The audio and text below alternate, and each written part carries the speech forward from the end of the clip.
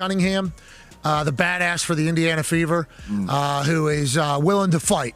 Sure. Which we are big fans of for Caitlin Clark. She was also a kicker in high school. Okay. Oh, wow. For the brand. Obviously, the Makes kicker sense. is the biggest badass on the court. I love everything about it. Sophie, welcome to Indianapolis. Love that she was a kicker. That's a big ball, too. Hey, that's a good thump. Wow. That's a good kick right there. Obviously, she chose basketball, became a professional. But I love that she stepped foot on the field. The amount of courage it takes. She was a black belt in 6th grade or something like that. Wow. Yeah, an absolute dog. Now she's a member of the Fever. We're thankful for. If you're enjoying our content, please hit that subscribe button because what just happened in the WNBA isn't just a scandal, it's a seismic exposure of everything wrong with the league. What makes Pat McAfee's response so devastating isn't just the righteous anger in his voice. It's the surgical precision with which he dismantled not only Marina Mabrey, but the corrupt, cowardly ecosystem that enabled her behavior in the first place. McAfee didn't merely condemn a cheap shot. He condemned a broken league, a complicit commissioner, and a media class more invested in protecting narratives than players. He pulled no punches. And why should he? What we're witnessing isn't basketball. It's organized chaos wrapped in a professionally branded package. A league that markets empowerment while standing by silently as its most valuable asset. Caitlin Clark gets assaulted game after game. Let's be clear. No one is suggesting Caitlin Clark is manufacturing this drama. She doesn't need gimmicks to draw national attention. She is the attention. But what about the rest of the WNBA?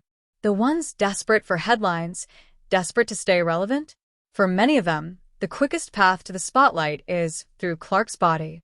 The formula is simple. Hit her, taunt her, maybe even injure her, and suddenly your name is trending. It's not a coincidence anymore. It's a tactic. And then there's Sophie Cunningham, a black belt in Taekwondo since age 6, who has now, unofficially but undeniably, become Caitlin Clark's bodyguard. That tells you everything you need to know about the state of the league. When your star player needs an enforcer just to get through a game, your sport is no longer professional, it's theater. And bad theater at that. When Pat McAfee said, definitely the W, especially if Sophie Cunningham is going to continue to fight people for messing with Caitlin Clark, he wasn't exaggerating. He was exposing a truth no one at the WNBA office has the guts to say out loud.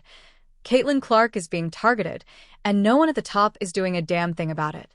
Last season, Clark was getting shoved, elbowed, and blindsided, and nobody came to her defense. This season, the Fever brought in Sophie, and suddenly opponents have to think twice before throwing punches. But that shouldn't be Sophie's job. That's the job of officials. That's the job of league leadership. That's the job of Commissioner Cathy Engelbert. But Engelbert? She's been silent. Deafeningly silent. The real scandal here isn't Marina Mabrey's thuggish behavior. It's Cathy Engelbert's complete failure to lead. She spent over 3 decades climbing the corporate ladder at Deloitte, but apparently, business acumen doesn't translate to moral courage. Her refusal to protect Clark is not just a professional failure. It's a personal one. Let's not forget, Marina Mabrey wasn't reacting in the heat of the moment. Footage shows her not even looking at the play. She had no idea what was happening. But the moment she saw Clark in range, she struck, not in defense, not in basketball flow, but out of jealousy, spite, and desperation. It was personal. It was her moment to say, "How dare you, Caitlin Clark? How dare you come into this league and steal my spotlight?" Every time Clark gets blindsided, every time the refs swallow their whistles, every time these thuggish tactics go unpunished, Engelbert's silence becomes more incriminating. She's not just turning a blind eye. She's enabling the behavior. She's allowing the league to turn into a parody of itself, professional wrestling with worse acting. And what happened next only confirmed it. The WNBA didn't issue a flagrant 2 foul until after the public outcry reached a boiling point. That wasn't justice. That was PR damage control. And when Marina Mabrey responded by saying, "Every time they comment, I make money," it showed just how warped this system has become. This isn't just a crisis of leadership. It's a moral collapse. And if Commissioner Engelbert's silence is criminal negligence, then ESPN's Monica McNutt's ongoing smear campaign against Caitlin Clark is something even worse. It's journalistic malpractice. McNutt isn't covering the truth. She's manufacturing deflection. While Clark takes elbows and shoulder checks, McNutt crafts narratives to make the victims look like villains and the aggressors look like misunderstood competitors. So ask yourself, who's really under attack here? The league's most popular player? Or the truth? Because this isn't about one play, or one game, or one foul. This is about a league on the brink of implosion, and the people in charge who'd rather protect their egos than protect their players. The WNBA's rotten core: corruption, cowardice, and the assault on Caitlin Clark. In an era where journalism is often replaced with activism and analysis gives way to agenda, few figures illustrate this decline more vividly than ESPN's Monica McNutt.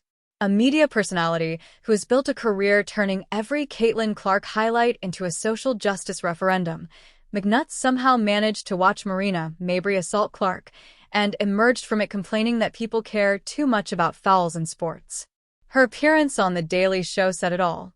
"Are we really leading sports coverage with a foul in sports?" she asked, as if a blatant, malicious hit on the face of the league wasn't worth more than a passing mention.